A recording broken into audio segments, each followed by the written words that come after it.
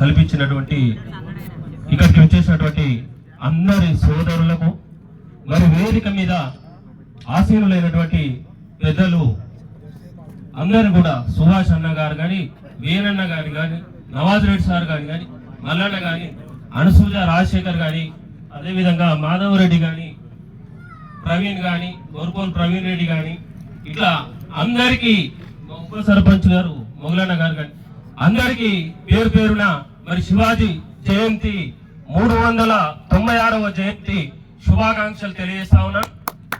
మరి ఈనాడు చాలా రోజుల నుంచి మనం అంబేద్కర్ స్టాచ్యూ ఇక్కడ ఇనాగ్రేట్ చేసినప్పటి నుంచి శివాజీది ఇక్కడ మొదలైంది. మరి శివాజీ కార్యక్రమాన్ని మొదలు పెట్టినటువంటి నరసింహులు మనమంతా ప్రేమతోని సీఎం అనేవాళ్ళం. మరి అటువంటి నరసింహులు కూడా మన మధ్యలో ఈరోజు లేకపోవడం కొంత బాధ అనిపిస్తుంది. మరి ఆ యొక్క కార్యక్రమాన్ని అందరము తలో చేసి ఇక్కడ దాకా తీసుకురాగలిగినాం.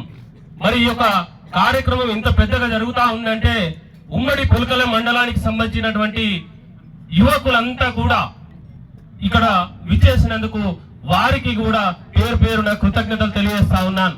మరి అదే విధంగా మీడియా సోదరులకు, మరి అదే విధంగా స్వామీజీలు, మరి వీళ్ళ పేరు నాకు ఐడియా లేదు కానీ ఇక్కడ శ్రీకృష్ణుని కార్యక్రమం రెగ్యులర్ గా గ్రామంలో నడుపుతున్న వారికి కూడా ధన్యవాదాలు తెలియజేస్తా ఉన్నాను. మరి శివాజీ గురించి ఒక 2 నిమిషాలు మాట్లాడదలుచుకున్నాను.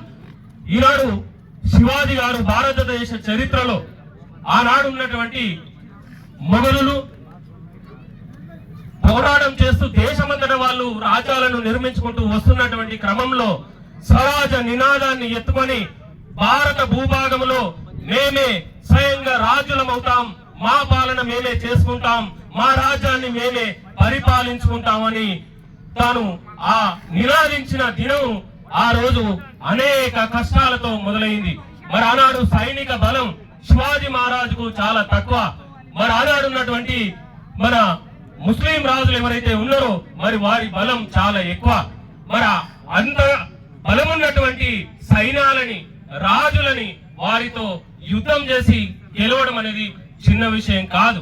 మరి వారి నుంచి ఈ స్వయం రాజ్యాన్ని ఏర్పాటు చేసి ఆనాడు రైతులకు, రైతు కూలీలకు అందరినీ కూడా సామాజిక న్యాయంగా నా దేశంలో, నా రాజ్యంలో అందరూ సమానంగా హక్కులు పొందాలని చెప్పి ఆనాడే మొట్టమొదట ప్రజాస్వామిక రాజ్యాన్ని నిర్మించినటువంటి శివాజీ రాజు, ఛత్రపతి శివాజీ మహారాజ్ కి. మరి ఆనాడు ఆ యొక్క శివాజీ మహారాజు అన్ని యుద్ధాలను జయించడానికి అమ్మ భవానీ మాత, తులిజా భవానీ మాత ఆశీస్సులు ఆమె ప్రసాదించినటువంటి ఖడ్గముతో ఆనాడు రాజ్య నిర్మాణం చేయడం జరిగింది. మరి అదే విధంగా ఇక్కడ ఉన్నటువంటి యువత ఎవరైతే ఉన్నారో మనమంతా కూడా చాలా ఆలోచన చేయాల్సినటువంటి అవసరం ఉన్నది. ఈ రోజు మనమంతా కూడా ప్రతిజ్ఞ చేయాల్సినటువంటి అవసరం ఉన్నది. మనము మందు పానానికి, ధూమపానానికి, ఈ ఆల్కహాల్కి, ఇవన్నింటికి దూరం ఉండి మరి శివాజీని మన గుండెలో స్మరించుకొని మనము శివాజీలలాగే ఇక్కడ ముద్రించాల్సినటువంటి అవసరం ఉన్నది. మరి శివాజీ లాగా మన యొక్క ఆత్మాభిమానాన్ని, ఆత్మ గౌరవాన్ని ప్రదర్శించాల్సినటువంటి సమయం ఆసన్నమైంది. మరి ఈనాడు భారతదేశంలో ప్రపంచంలోనే అత్యంత యువత కలిగినటువంటి దేశం, స్వామి వివేకానందుడు కలలు కన్నటువంటి యువత కలిగినటువంటి ఈ దేశం. మరి మనమంతా ఈ రోజు జెండా ఎగరేసి శివాజీ గారికి దండేసి మళ్ళీ రేపటి నుండి యథావిధిగా మనం తప్పుడు కార్యక్రమాలలో పోకూడదని చెప్పి మీ అందరినీ కోరుతా ఉన్నాను.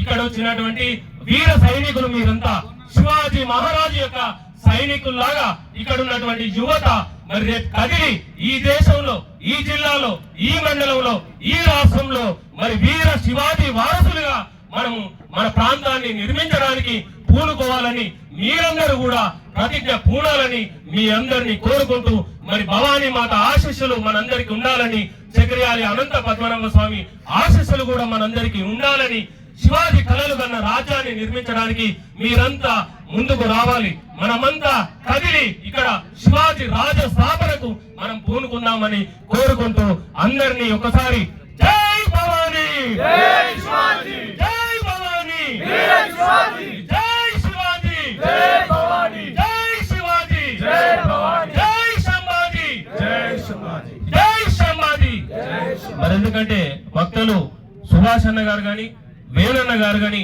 ఇంకా చాలా వాళ్ళు వివరంగా డెప్త్ గా సబ్జెక్ట్ చెప్తారు కాబట్టి మరి నా సమయాన్ని తగ్గించుకొని ముగించుకుంటా ఉన్నాను. జై శివాజీ.